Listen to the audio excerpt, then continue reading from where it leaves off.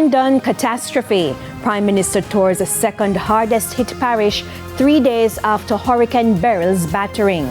Good evening and welcome to Primetime News on air and online at onespotmedia.com, as well as to our viewers on TVJ International in the Cayman Islands. I'm Andrea Chisholm.